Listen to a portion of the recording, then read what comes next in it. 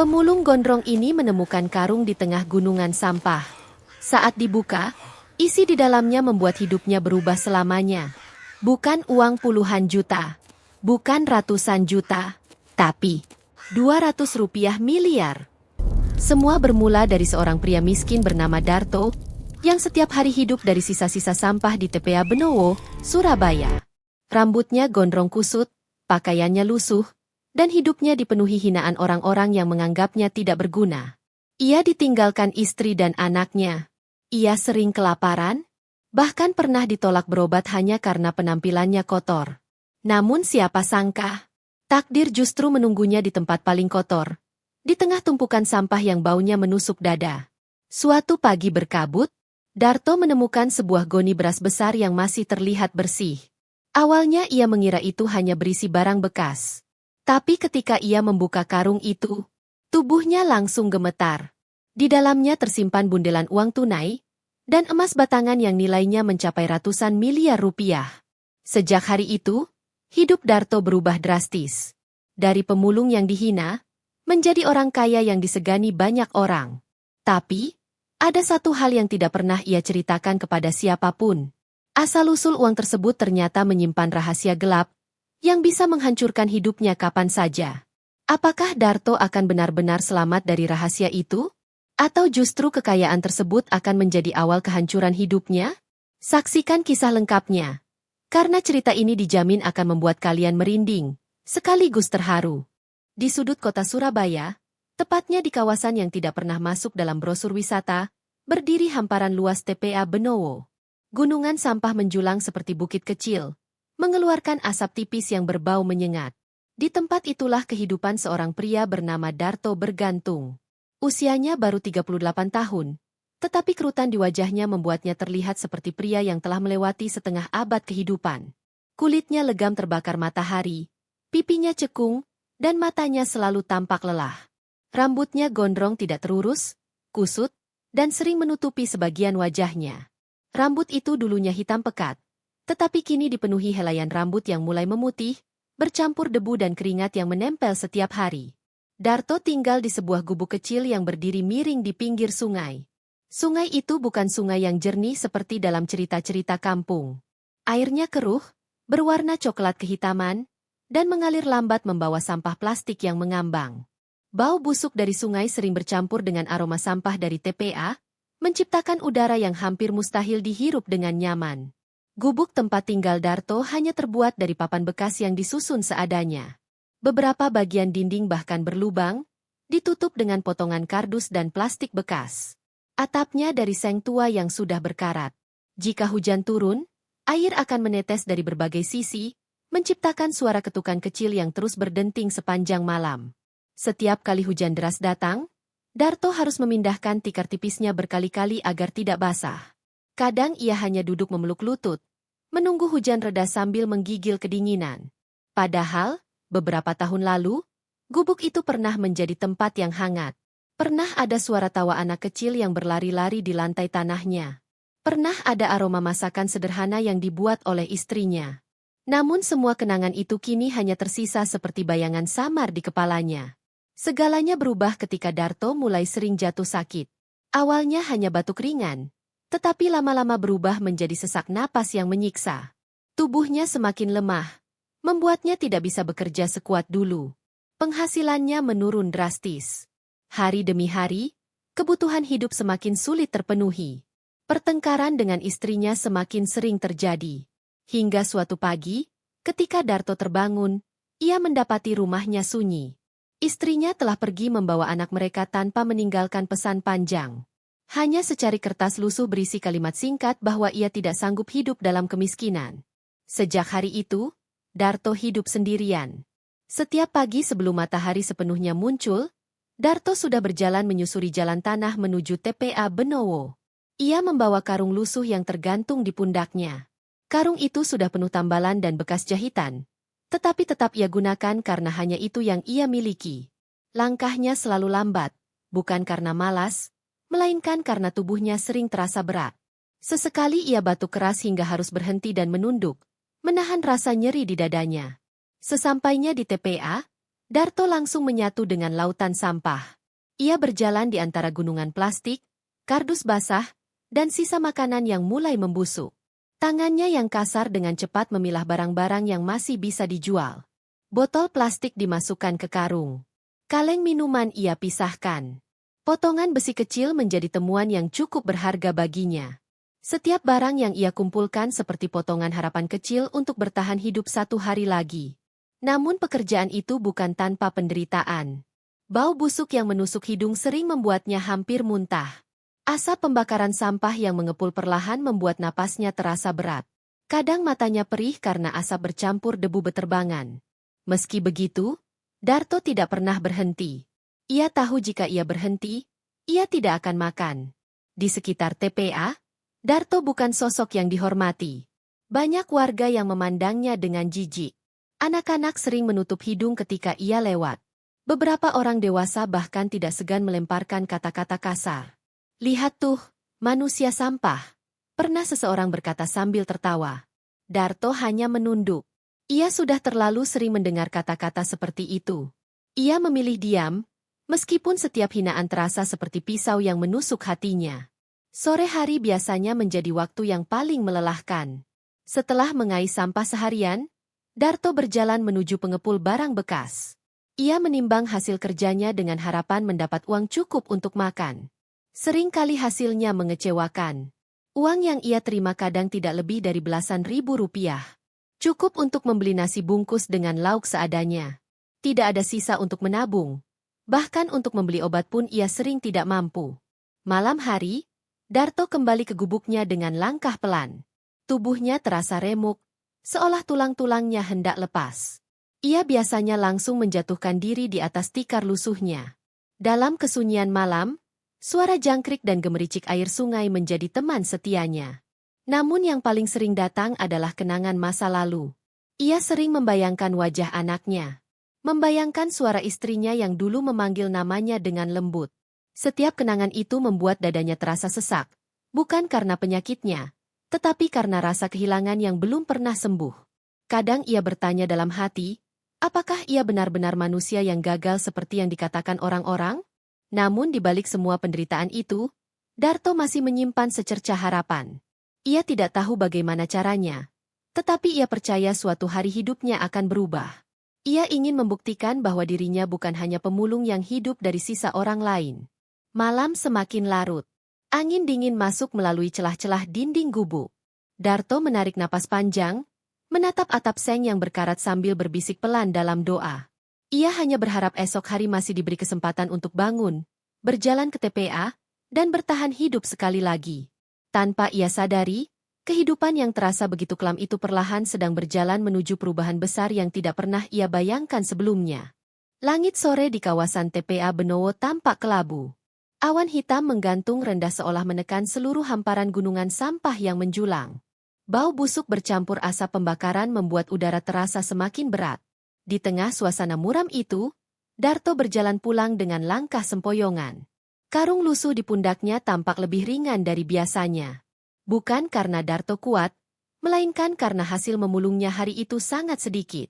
Sepanjang hari ia hanya menemukan beberapa botol plastik dan 2 kaleng minuman penyok. Barang-barang itu nyaris tidak bernilai. Langkahnya semakin berat saat batu keras menyerang. Tubuhnya membungkuk. Tangannya menekan dada yang terasa seperti diremas dari dalam. Suara batuknya menggema di jalan tanah yang sepi, membuat beberapa orang yang lewat menoleh dengan tatapan risih. Ia berhenti di pinggir jalan, mencoba mengatur napas. Matanya berair bukan karena menangis, melainkan akibat rasa perih di tenggorokan yang tak kunjung reda. Sesaat ia menatap langit yang mulai gelap, seolah berharap ada keajaiban turun dari sana. Namun kenyataan tetap sama. Ia hanyalah seorang pemulung yang bahkan untuk makan pun harus berjuang. Sesampainya di warung kecil dekat sungai, Darto mengeluarkan uang hasil penjualan barang bekasnya. Tangannya gemetar saat menghitung lembaran uang lusuh yang jumlahnya sangat sedikit. Ia hanya mampu membeli sebungkus nasi putih dengan sambal dan sedikit tempe goreng tipis. Ia duduk di bangku kayu reot di depan warung, makan perlahan. Setiap suapan terasa hambar. Bukan karena rasanya, tetapi karena pikirannya dipenuhi kecemasan tentang hari esok. Batuknya kembali kambuh. Kali ini lebih keras hingga membuatnya hampir tersedak. Pemilik warung meliriknya dengan wajah khawatir, namun tidak berkata apa-apa. Darto tahu, bukan kepedulian yang ia lihat, melainkan rasa takut penyakitnya menular. Setelah menghabiskan makanannya, Darto berjalan pulang dengan langkah yang semakin lambat. Tubuhnya terasa panas dan dingin bergantian. Sesampainya di gubuk, ia langsung menjatuhkan diri di atas tikar lusuhnya. Dalam keadaan setengah sadar, ingatannya melayang ke masa lalu. Ia teringat saat pertama kali merasakan sakit di dadanya bertahun-tahun lalu. Waktu itu ia masih mencoba berobat ke puskesmas dengan harapan mendapatkan pertolongan. Namun pengalaman itu menjadi luka yang tak pernah hilang. Ia masih ingat bagaimana petugas pendaftaran menatapnya dari ujung kepala hingga kaki dengan ekspresi tidak nyaman. Ia juga ingat bagaimana beberapa pasien lain menjauh ketika ia duduk di ruang tunggu. Bau sampah yang melekat di tubuhnya membuatnya dipandang seperti ancaman. Saat akhirnya dipanggil, dokter memeriksanya dengan cepat dan dingin. Penjelasan diberikan singkat, seolah ia bukan pasien yang layak mendapat perhatian. Bahkan perawat sempat menyuruhnya mandi dulu sebelum kembali jika ingin diperiksa lebih lanjut. Darto pulang hari itu dengan hati hancur. Sejak saat itu ia bersumpah tidak akan kembali ke puskesmas, apapun yang terjadi. Malam semakin larut. Hujan turun perlahan, menciptakan suara rintik yang jatuh di atap seng berkarat. Air mulai menetes di beberapa sudut gubuk. Darto hanya memejamkan mata, mencoba menahan rasa sakit yang semakin menggerogoti tubuhnya. Ia berbisik pelan dalam doa, berharap esok hari masih bisa bangun dan bekerja. Keesokan paginya, udara terasa lebih dingin dari biasanya. Kabut tipis menyelimuti jalan setapak menuju TPA Benowo. Darto bangun dengan tubuh yang masih lemah, tetapi tekadnya lebih kuat daripada rasa sakit yang ia rasakan. Ia mengikat rambut gondrongnya dengan seutas tali plastik bekas, agar tidak menutupi penglihatannya. Ia menatap karung lusuh yang tergantung di dinding gubuk, lalu menarik napas panjang sebelum memanggulnya. Hari itu ia memutuskan berangkat lebih awal. Ia berpikir, jika datang sebelum pemulung lain, mungkin ia bisa mendapatkan lebih banyak barang yang masih layak dijual. Langkahnya pelan, tetapi penuh tekad. Embun pagi membasahi tanah, membuat jalan licin. Sesekali ia terpeleset kecil, namun tetap melanjutkan perjalanan. Saat tiba di TPA, suasana masih sepi. Hanya terdengar suara burung gagak dan mesin truk sampah yang sesekali meraung di kejauhan. Kabut tipis menyelimuti gunungan sampah, membuat pemandangan terlihat seperti lautan abu-abu yang luas. Darto mulai bekerja. Tangannya bergerak cepat mengais tumpukan plastik, kardus basah, dan kain usang. Meski tubuhnya masih lemah, ia memaksakan diri untuk terus bergerak. Bau busuk yang menusuk hidung bercampur asap pembakaran membuat napasnya kembali terasa berat. Keringat mulai membasahi wajahnya, bercampur debu yang menempel di kulitnya. Waktu berlalu perlahan. Karung di pundaknya masih hampir kosong. Rasa putus asa mulai merayap di hatinya. Saat itulah, ketika ia sedang menyingkirkan tumpukan kardus basah yang lengket dan berat, matanya menangkap sesuatu yang membuatnya berhenti. Di antara sampah-sampah kotor itu, tergeletak sebuah benda yang terlihat sangat mencolok. Sebuah goni besar berwarna putih bersih. Goni itu tampak utuh, tidak robek, dan terikat sangat rapi. Warnanya yang cerah terlihat kontras dengan lingkungan sekitar yang penuh lumpur dan kotoran. Darto mengerutkan kening. Ia belum pernah melihat benda seperti itu di TPA. Biasanya, barang yang dibuang sudah dalam kondisi rusak atau kotor. Namun goni itu terlihat seperti baru. Rasa penasaran mulai tumbuh di dalam dirinya. Ia menoleh ke kanan dan ke kiri, memastikan tidak ada pemulung lain di dekatnya. Kabut pagi dan sepinya lokasi membuat suasana terasa aneh. Hanya suara angin yang berhembus pelan di antara gunungan sampah. Dengan langkah hati-hati, Darto mendekati goni tersebut. Tangannya yang kasar perlahan menyentuh permukaan karung itu. Ia terkejut ketika merasakan teksturnya yang keras dan berat. Bukan seperti beras atau pakaian bekas yang biasanya lembek. Jantungnya mulai berdetak lebih cepat. Ia mencoba mengangkat sedikit bagian bawah goni itu, namun beratnya membuatnya hampir kehilangan keseimbangan. Napasnya tertahan. Ada sesuatu yang terasa tidak biasa. Pikirannya dipenuhi berbagai kemungkinan. Apakah ini barang milik seseorang? Apakah ada sesuatu berbahaya di dalamnya? Atau mungkin hanya tumpukan barang bekas yang tidak berharga? Namun rasa penasaran lebih kuat daripada rasa takut. Darto kembali menoleh ke sekeliling. TPA masih terlihat sunyi. Tidak ada seorang pun yang memperhatikannya. Ia duduk jongkok di samping Goni tersebut. Tangannya perlahan meraba tali pengikat yang terikat sangat rapi. Jari-jarinya gemetar, bukan karena dingin, melainkan karena perasaan aneh yang tiba-tiba muncul di dadanya. Perasaan bahwa hidupnya mungkin akan berubah, atau justru hancur. Ia menelan ludah, menatap Goni itu dengan napas tertahan. Tanpa ia sadari, di hadapannya kini tergeletak sesuatu yang akan mengubah seluruh jalan hidupnya. Sesuatu yang akan membawa harapan, ketakutan, dan rahasia besar yang belum pernah ia bayangkan sebelumnya. Dan pagi itu, di tengah kabut tipis TPA Benowo, takdir Darto perlahan mulai bergerak menuju arah yang tak pernah ia sangka. Rasa penasaran mendorong Darto mendekati Goni itu. Nafasnya terasa lebih berat dari biasanya, seolah udara di sekitar TPA tiba-tiba menipis. Ia menatap karung putih tersebut dengan perasaan campur aduk. Dalam puluhan tahun ia memulung, ia sudah terbiasa menemukan berbagai barang aneh. Televisi rusak, boneka patah, bahkan pernah menemukan brankas kosong. Namun Goni ini terasa berbeda. Ia meraba permukaan karung itu dengan hati-hati. Bahannya bersih, tebal, dan tidak berbau menyengat seperti sampah pada umumnya. Ketika ia menekan bagian tengahnya, terasa benda keras tersusun rapat di dalamnya. Jantungnya berdegup semakin cepat. Dengan tenaga yang tersisa, Darto menyeret Goni itu ke sudut tumpukan sampah yang lebih sepi, dekat pohon akasia kering yang tumbuh di tepi TPA. Ia sesekali menoleh ke kanan dan kiri, memastikan tidak ada pemulung lain yang melihat. Tangannya gemetar saat mengeluarkan pisau kecil berkarat dari kantong celananya. Pisau itu sudah menemaninya bertahun-tahun. Biasanya hanya digunakan untuk memotong plastik atau tali kardus. Hari ini, pisau itu terasa seperti kunci menuju sesuatu yang ia sendiri tidak mengerti. Ia menarik napas panjang, lalu memotong tali pengikat karung tersebut. Serat tali terputus perlahan, disertai suara gesekan kasar yang terdengar begitu keras di telinga Darto, meski sebenarnya hanya bunyi kecil di tengah sunyi TPA pagi itu.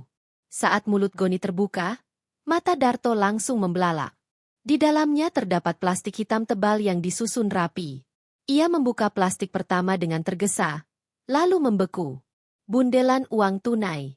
Uang pecahan Rp100.000 tersusun dalam balok-balok besar, dibungkus plastik transparan seperti baru keluar dari bank. Warnanya merah cerah, kontras dengan lumpur dan sampah di sekitarnya. Nafas Darto tercekat. Tangannya menyentuh salah satu bundelan. Ia hampir tidak percaya dengan apa yang ia rasakan. Uang itu nyata. Kertasnya masih kaku, bahkan aroma khas uang baru masih tercium samar.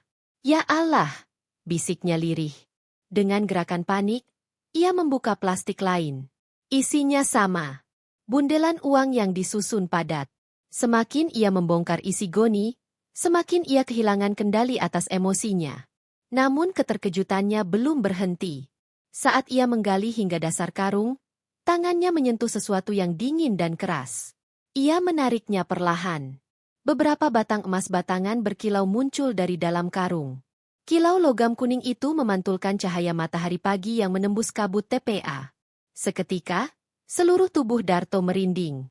Ia belum pernah memegang emas sepanjang hidupnya. Bahkan melihat perhiasan emas saja sangat jarang baginya. Tangannya gemetar hebat ketika mencoba menghitung sebagian uang. Ia mengambil 1, 2, 3 bundelan. Setiap bundelan berisi ratusan lembar uang bernilai ratusan juta rupiah. Otaknya berusaha menghitung. Tetapi angka-angka itu terasa terlalu besar untuk dipahami. Ia mencoba memperkirakan keseluruhan isi karung. Dan saat kesadarannya mulai tersusun, dadanya terasa seperti diremas kuat. Harta itu bisa mencapai sekitar 200 miliar rupiah. Darto terduduk lemas di tanah penuh sampah. Kakinya tidak lagi mampu menopang tubuhnya. Dunia terasa berputar. Suara burung gagak yang berputar di langit terdengar seperti gema jauh. Otaknya dipenuhi pertanyaan. Siapa yang membuang harta sebesar ini? Apakah ini hasil kejahatan? Apakah ada orang yang sedang mencarinya? Atau, apakah ini ujian dari Tuhan?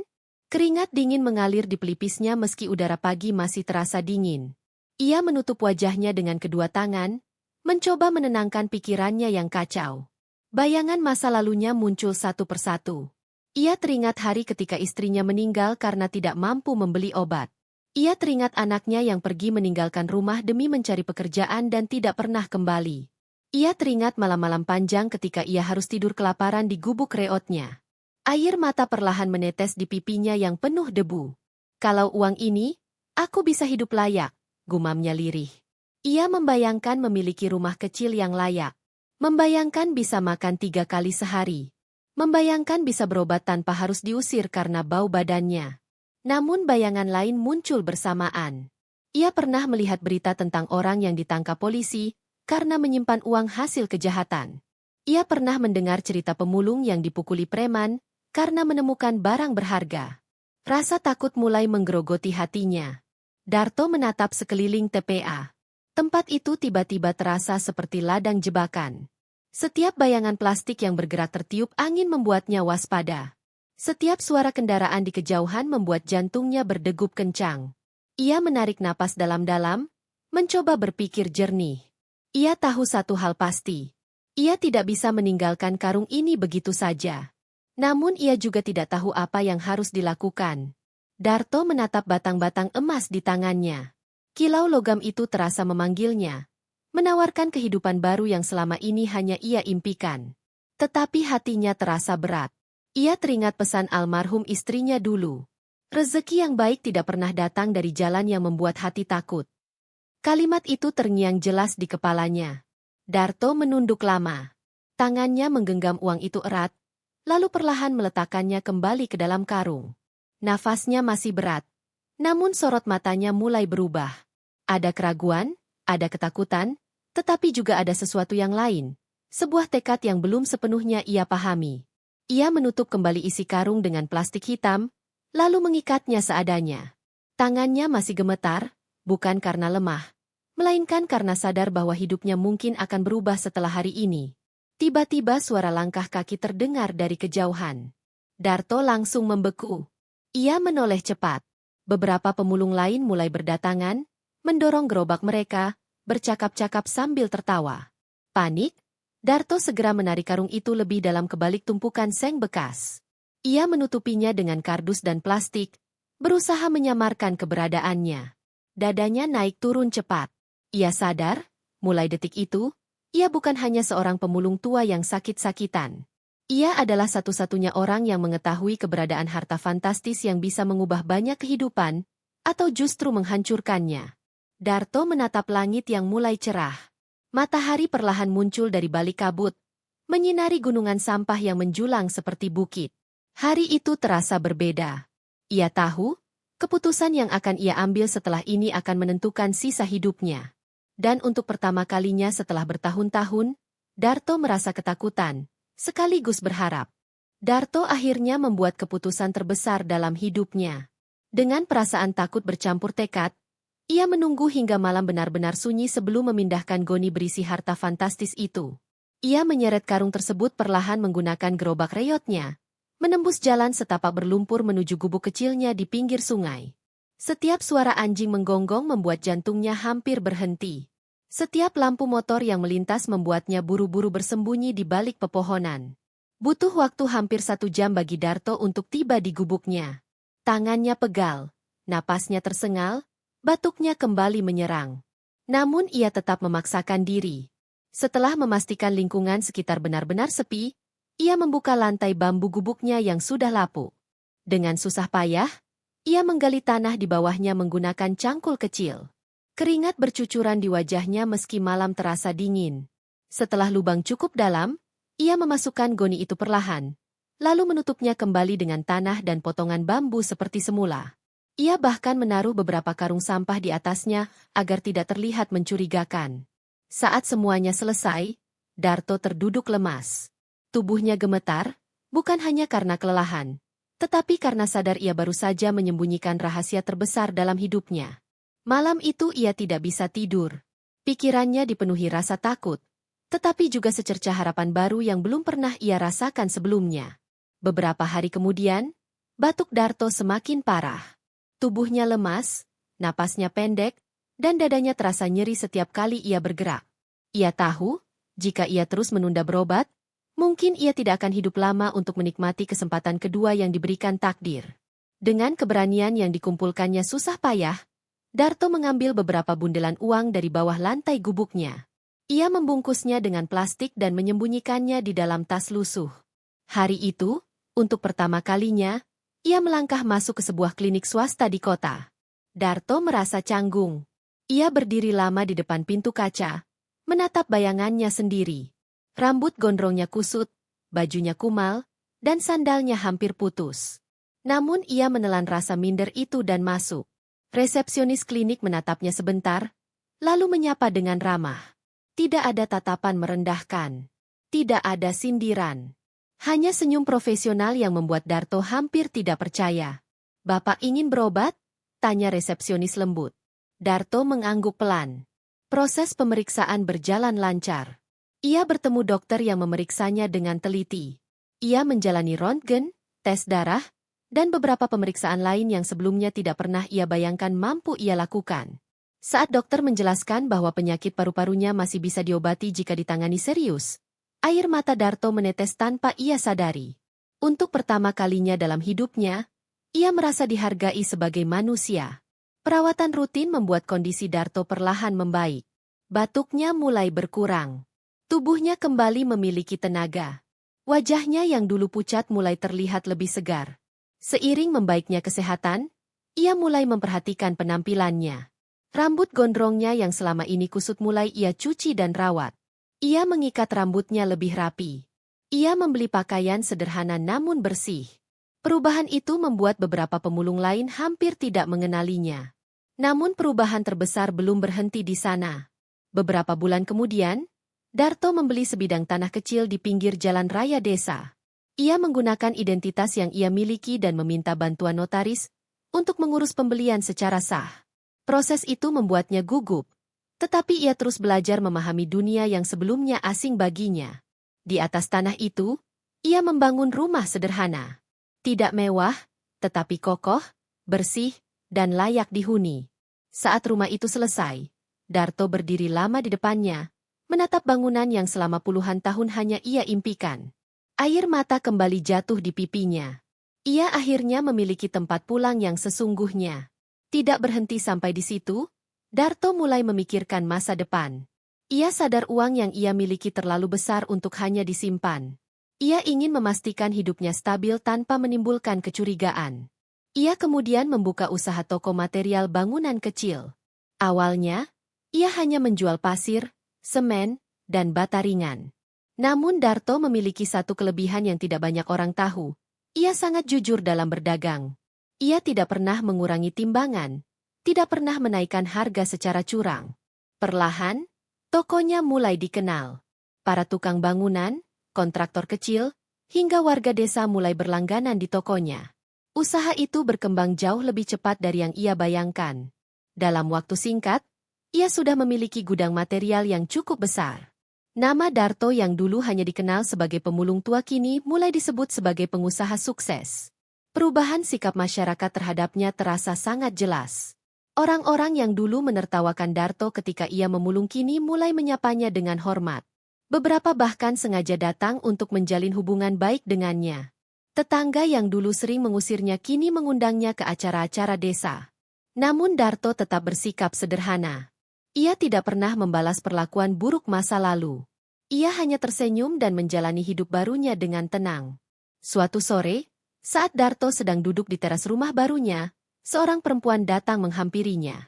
Langkah perempuan itu pelan. Wajahnya terlihat ragu. Mata Darto langsung mengenalinya. Itu adalah Sulastri, mantan istrinya. Perempuan yang dulu meninggalkannya ketika hidup mereka berada di titik paling sulit. Sulastri berdiri beberapa meter dari teras, menunduk dengan wajah penuh penyesalan. Waktu membuatnya terlihat lebih tua, namun Darto masih mengenali sorot mata yang dulu pernah ia cintai. Aku dengar kamu sudah sukses, Darto, ucap Sulastri pelan. Darto tidak langsung menjawab. Ia hanya menatapnya dengan wajah datar. Sulastri melanjutkan dengan suara bergetar. Ia mengaku menyesal telah meninggalkan Darto. Ia bercerita tentang kehidupannya yang tidak berjalan baik setelah berpisah. Ia mengatakan ingin kembali dan memperbaiki masa lalu. Hening panjang menyelimuti mereka. Angin sore berhembus pelan, menggerakkan dedaunan di halaman rumah Darto. Kenangan lama bermunculan dalam benaknya. Kenangan indah, tetapi juga luka yang dalam.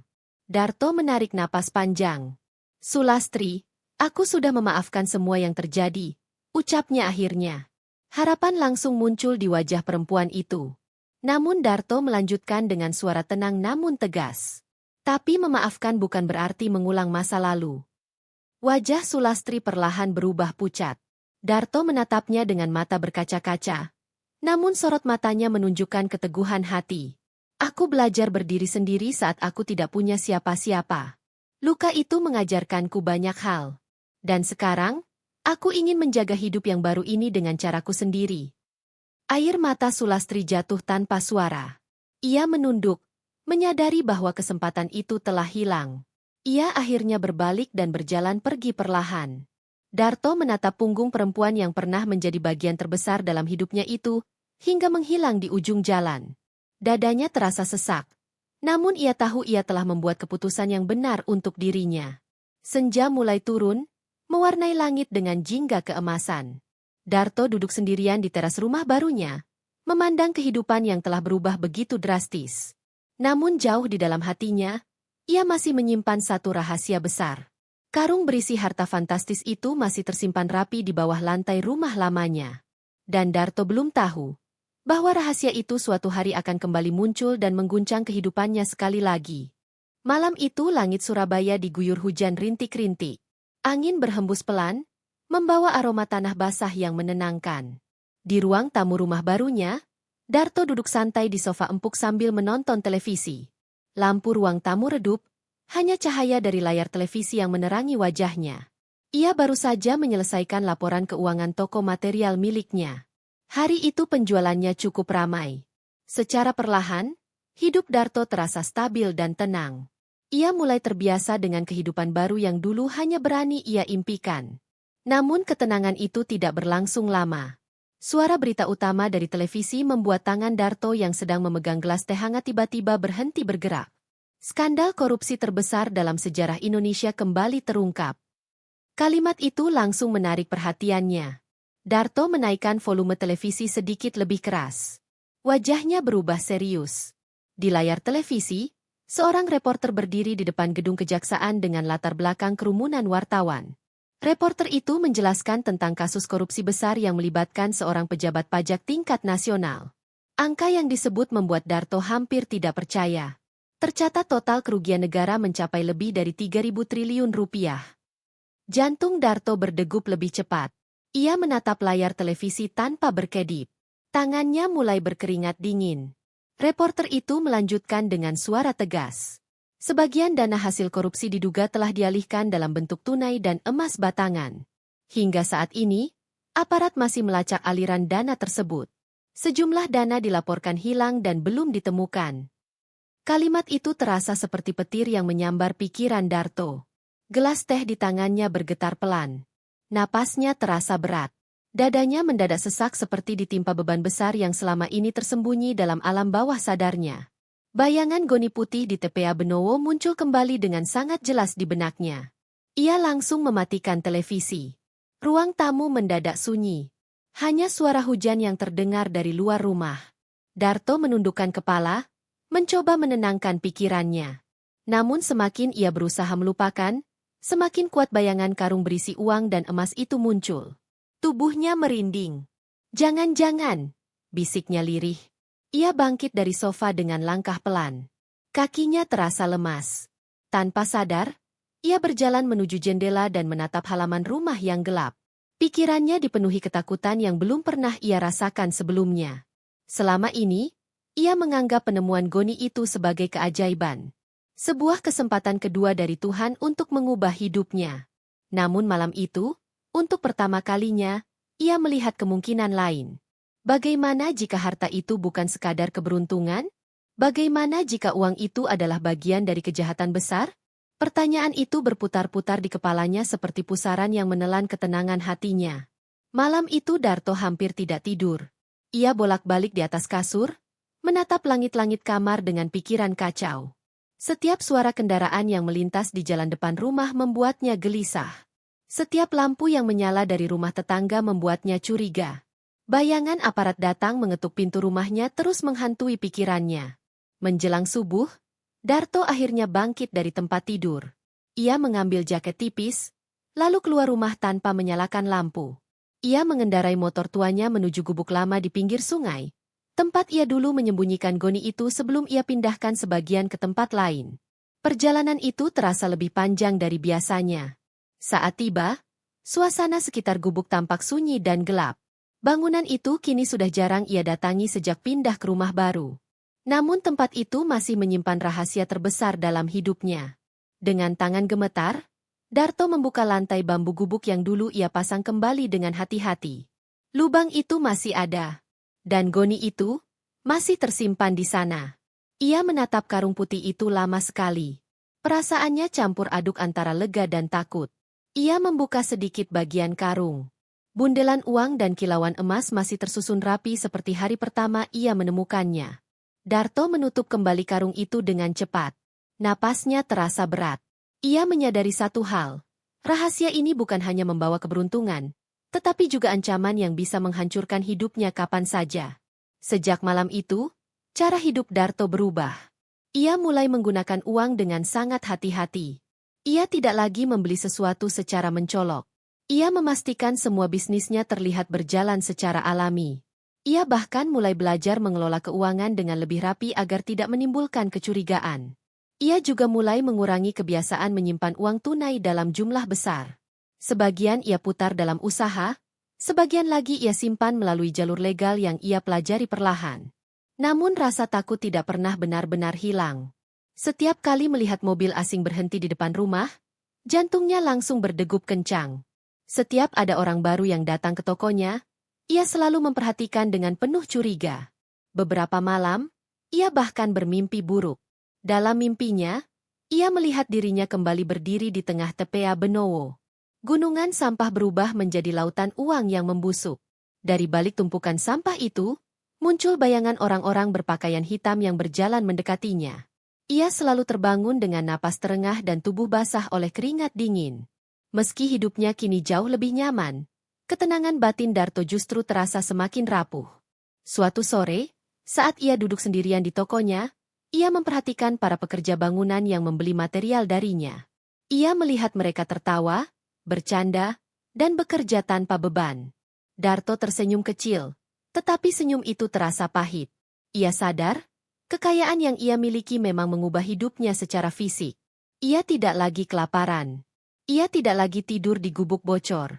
Ia tidak lagi dihina masyarakat.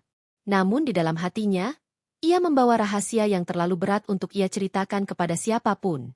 Rahasia yang membuatnya tidak pernah benar-benar merasa bebas. Matahari mulai tenggelam di ufuk barat. Cahaya jingga menyinari halaman toko material miliknya. Darto berdiri di depan toko, memandang jalan raya yang ramai dilalui kendaraan. Ia menarik napas panjang. Untuk pertama kalinya, ia menyadari bahwa kekayaan tidak selalu membawa ketenangan. Kadang, kekayaan justru membawa beban yang jauh lebih berat daripada kemiskinan. Namun satu hal yang ia yakini, ia sudah terlalu jauh berjalan untuk kembali ke masa lalu. Dan kini, Darto hanya bisa berharap bahwa rahasia besar yang ia simpan akan tetap terkubur selamanya. Meski jauh di dalam hatinya, ia merasa, suatu hari nanti, masa lalu itu pasti akan kembali mencarinya. Perubahan hidup Darto tidak hanya membawa kekayaan dan kenyamanan. Seiring waktu berjalan, ada satu kekosongan yang mulai terasa semakin jelas di dalam hatinya, kesepian. Rumah barunya memang luas dan nyaman. Tokonya berkembang pesat. Ia memiliki kendaraan, tabungan, dan kehidupan yang stabil. Namun setiap malam, ketika ia duduk sendirian di ruang tamu, suara televisi sering hanya menjadi pengisi keheningan yang terasa begitu menyesakan. Kadang ia menatap kursi kosong di depannya, membayangkan bagaimana rasanya jika ada seseorang yang menemaninya berbincang ringan tentang hari yang ia jalani. Kenangan masa lalu bersama keluarganya masih sering muncul, meskipun ia berusaha menguburnya dalam-dalam. Hingga suatu hari, tanpa ia rencanakan, hidup Darto kembali berubah. Pertemuan itu terjadi secara sederhana. Suatu siang, Darto sedang memeriksa stok material di tokonya ketika seorang perempuan datang bersama seorang anak perempuan kecil. Perempuan itu mengenakan kerudung sederhana berwarna abu-abu, dengan pakaian yang rapi namun sangat sederhana. Wajahnya terlihat lelah, tetapi sorot matanya lembut dan penuh ketenangan. Perempuan itu memperkenalkan dirinya sebagai Ratih. Ia datang untuk membeli beberapa sak semen dalam jumlah kecil. Ratih bercerita bahwa ia sedang memperbaiki rumah warisan orang tuanya yang hampir roboh. Suaminya telah meninggal 2 tahun lalu akibat kecelakaan kerja, meninggalkannya bersama seorang anak perempuan berusia 8 tahun bernama Lala. Darto awalnya hanya melayani seperti pelanggan biasa. Namun ada sesuatu dalam cara Ratih berbicara yang membuatnya merasa nyaman. Perempuan itu tidak berlebihan dalam bersikap. Ia juga tidak menunjukkan rasa kagum berlebihan terhadap keberhasilan Darto, seperti kebanyakan orang lain. Ratih hanya berbicara dengan sopan dan jujur. Saat mengetahui kondisi Ratih, Darto diam-diam memberikan potongan harga tanpa menyebutkan alasannya. Ratih sempat menolak, tetapi Darto mengatakan itu sebagai bentuk promosi toko. Sejak hari itu, Ratih beberapa kali datang kembali untuk membeli bahan bangunan. Hubungan mereka perlahan berubah menjadi percakapan ringan. Mereka sering berbincang tentang kehidupan, tentang kesulitan masa lalu, dan tentang harapan untuk masa depan. Darto mulai merasa hatinya yang lama beku perlahan mencair. Beberapa bulan berlalu. Suatu sore, hujan deras mengguyur kota. Ratih datang ke toko Darto untuk mengambil pesanan material yang harus segera digunakan. Namun hujan membuatnya tidak bisa pulang. Darto menawarkan Ratih dan Lala untuk menunggu di dalam toko. Ia bahkan menyuguhkan teh hangat dan makanan ringan. Dalam suasana hujan yang syahdu itu, percakapan mereka menjadi lebih dalam dari biasanya. Ratih bercerita tentang perjuangannya membesarkan anak seorang diri. Ia pernah bekerja sebagai penjahit, buruh cuci, bahkan sempat hampir kehilangan rumah karena tidak mampu membayar utang renovasi. Darto juga mulai membuka sedikit kisah hidupnya.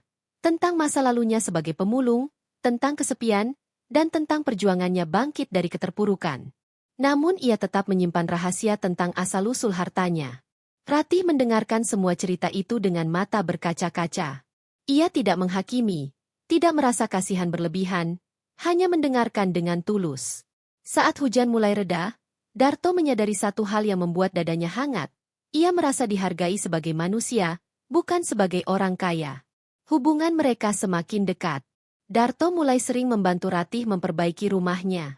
Ia mengirim pekerja bangunan untuk mempercepat renovasi. Namun Ratih selalu menolak bantuan berlebihan. Ia hanya menerima bantuan yang benar-benar diperlukan. Sikap Ratih yang mandiri justru membuat Darto semakin menghormatinya. Suatu malam, setelah mengantar Ratih pulang, Darto duduk lama di dalam mobilnya. Ia memandang rumah sederhana Ratih yang kini mulai terlihat lebih layak dihuni. Untuk pertama kalinya sejak perpisahannya dengan Sulastri, Darto merasakan keinginan untuk membuka kembali pintu hatinya. Beberapa minggu kemudian, dengan keberanian yang hampir membuat tangannya gemetar, Darto menyatakan perasaannya kepada Ratih. Ratih terdiam cukup lama. Ia mengaku takut mengulang kegagalan rumah tangga. Ia juga takut menjadi beban dalam kehidupan Darto yang kini sudah jauh lebih mapan. Namun Darto menggenggam tangannya dengan lembut. Aku tidak mencari kesempurnaan, Ratih. Aku hanya ingin seseorang yang berjalan bersamaku, apa adanya. Air mata Ratih jatuh tanpa suara. Beberapa bulan kemudian, mereka menikah secara sederhana di hadapan keluarga dan warga sekitar. Tidak ada pesta mewah, hanya doa dan kebahagiaan yang tulus. Rumah Darto yang dulu terasa sepi kini kembali dipenuhi suara tawa. Lala yang ceria mulai menganggap Darto sebagai ayahnya sendiri. Kehangatan keluarga yang lama hilang akhirnya kembali hadir dalam kehidupan Darto. Meski telah memulai kehidupan baru, Darto tidak melupakan tanggung jawabnya terhadap masa lalu. Ia tetap memantau kehidupan anak-anaknya dari pernikahan sebelumnya. Melalui jalur yang ia atur dengan hati-hati, ia membantu biaya pendidikan mereka. Ia memastikan anak-anaknya mendapatkan sekolah terbaik dan kesempatan hidup yang lebih baik.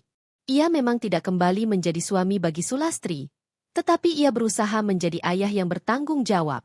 Suatu hari, saat melihat laporan nilai anak sulungnya yang meningkat pesat, Darto tersenyum haru. Ia merasa semua penderitaan masa lalunya mulai memiliki arti. Seiring waktu, Darto mulai memandang kekayaan yang ia miliki dengan cara berbeda. Ia tidak lagi melihatnya sebagai keberuntungan semata. Ia mulai menyadari bahwa harta itu adalah kesempatan. Kesempatan untuk memperbaiki kesalahan, membantu orang lain, dan menciptakan kehidupan yang lebih bermakna. Ia mulai merencanakan berbagai kegiatan sosial.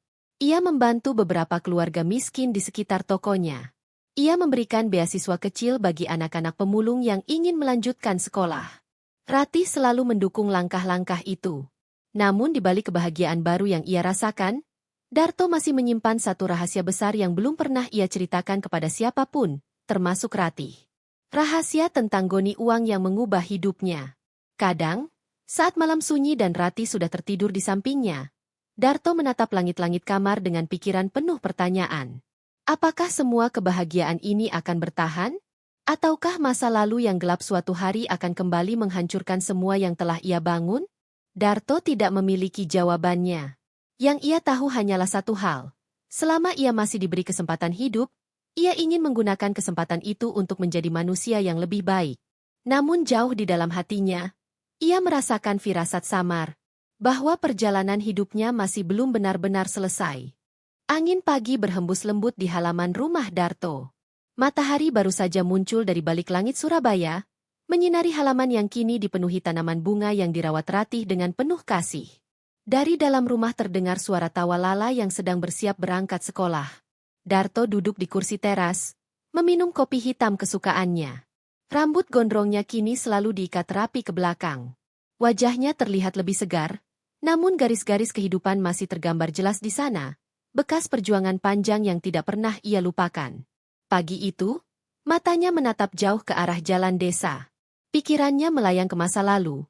Masa ketika ia berjalan menyusuri gunungan sampah Tepea Benowo dengan karung lusuh di pundaknya. Ia masih bisa mengingat dengan jelas bau menyengat, panas terik matahari, dan tatapan sinis orang-orang yang menganggapnya tidak lebih dari sampah. Kenangan itu tidak pernah benar-benar hilang. Justru kenangan itulah yang membentuk siapa dirinya sekarang. Suatu hari, ketika Darto mengantar material bangunan ke sebuah desa kecil, ia melihat pemandangan yang membuat hatinya tersentuh. Beberapa anak kecil terlihat belajar mengaji di sebuah musola tua yang dindingnya retak dan atapnya hampir roboh. Mereka duduk di lantai semen yang dingin, menggunakan buku lusuh yang hampir sobek. Seorang ustaz tua mengajar mereka dengan sabar, meski suara hujan yang bocor dari atap sering mengganggu pelajaran. Darto berdiri lama memperhatikan pemandangan itu. Dadanya terasa sesak. Ia melihat bayangan dirinya sendiri dalam diri anak-anak itu, anak-anak yang berjuang meraih masa depan dengan keterbatasan. Malam itu, Darto tidak bisa tidur. Ia memikirkan satu hal yang terus berputar dalam kepalanya. Ia ingin melakukan sesuatu. Sesuatu yang lebih besar dari sekadar kesuksesan pribadi. Beberapa minggu kemudian, kabar mengejutkan menyebar di sekitar Tepea Benowo dan desa-desa sekitarnya. Darto membeli sebidang tanah luas tidak jauh dari kawasan pemukiman warga miskin. Banyak orang bertanya-tanya apa yang akan ia bangun di sana. Spekulasi mulai bermunculan. Ada yang mengatakan Darto akan membangun pabrik. Ada yang mengira ia akan membangun kompleks perumahan mewah. Namun semua dugaan itu salah. Darto justru memulai pembangunan sebuah masjid besar yang megah namun tetap sederhana. Di samping masjid, ia juga membangun sekolah gratis untuk anak-anak dari keluarga tidak mampu. Proyek itu membuat masyarakat terkejut. Setiap hari, warga melihat Darto datang ke lokasi pembangunan. Ia sering berdiri di antara para pekerja, memeriksa pembangunan, bahkan kadang ikut membantu mengangkat material bangunan. Ia tidak pernah menunjukkan sikap sebagai pemilik proyek besar. Ia tetap menjadi Darto yang sederhana. Pembangunan masjid dan sekolah itu berlangsung hampir 1 tahun. Selama proses itu, Darto banyak bertemu warga miskin yang kehidupannya mengingatkannya pada masa lalunya sendiri. Ia bertemu anak-anak pemulung yang bermimpi menjadi guru. Ia bertemu buruh harian yang berharap anaknya bisa sekolah tinggi. Ia bertemu ibu-ibu yang berjuang memberi makan keluarga dengan penghasilan yang tidak menentu.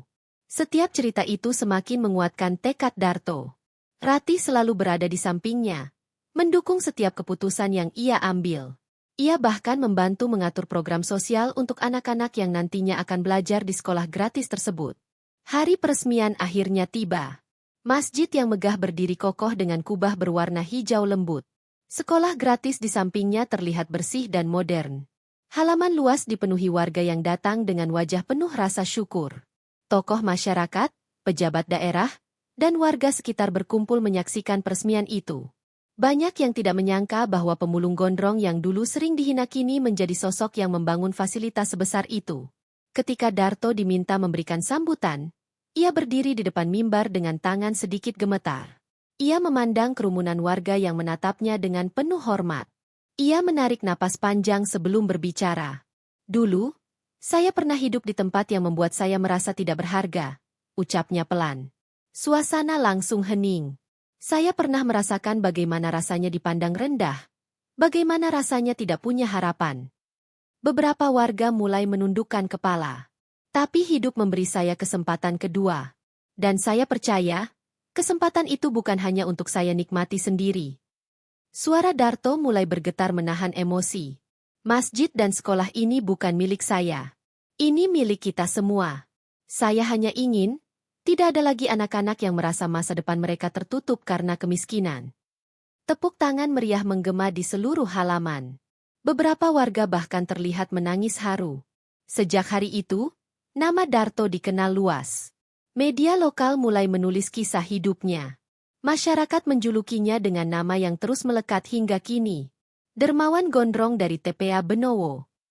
Meski namanya semakin dikenal, Darto tetap memilih hidup sederhana. Ia masih mengelola tokonya sendiri. Ia masih sering mengunjungi TPA Benowo untuk membagikan bantuan kepada para pemulung yang dulu menjadi teman seperjuangannya. Ia tidak pernah melupakan asal-usulnya. Namun di balik semua kebaikan yang ia lakukan, Darto tetap menyimpan rahasia besar tentang asal-usul kekayaannya. Tidak ada seorang pun yang mengetahui cerita tentang goni misterius yang ia temukan di tengah gunungan sampah bertahun-tahun lalu. Kadang, saat ia berdiri sendirian di halaman masjid yang ia bangun, pikirannya kembali melayang ke hari ketika ia pertama kali menemukan karung itu. Ia sadar, semua kenyamanan yang ia miliki sekarang berasal dari misteri yang tidak pernah benar-benar ia pahami. Suatu malam, setelah selesai melaksanakan salat di masjid, Darto duduk sendirian di beranda. Angin malam berhembus lembut. Lampu-lampu masjid memantulkan cahaya hangat yang menenangkan. Ratih datang duduk di sampingnya, menggenggam tangannya dengan lembut. "Kamu terlihat banyak berpikir," ujar Ratih pelan. Darto tersenyum tipis. "Kadang aku masih merasa semua ini seperti mimpi," jawabnya jujur. Ratih menatapnya dengan hangat. "Mungkin hidup memang memberi kita jalan yang tidak selalu bisa kita mengerti," katanya. Darto mengangguk pelan. Ia menatap langit malam yang dipenuhi bintang. Dalam hatinya, ia tahu masa lalunya mungkin akan selalu menjadi bayangan yang mengikuti langkah hidupnya. Namun ia juga menyadari satu hal penting. Ia tidak bisa mengubah bagaimana semua itu bermula. Tetapi ia bisa memilih bagaimana semua itu berakhir. Darto menggenggam tangan Ratih lebih erat. Ia menatap masjid dan sekolah yang berdiri megah di hadapannya. Di dalam bangunan itu, puluhan anak sedang belajar dan mengaji, menata masa depan mereka dengan harapan baru. Senyum perlahan muncul di wajah Darto. Untuk pertama kalinya, ia merasa damai. Dan di tengah gemerlap cahaya malam, sosok pemulung gondrong yang dulu dianggap sampah oleh dunia, kini menjadi simbol harapan bagi banyak orang.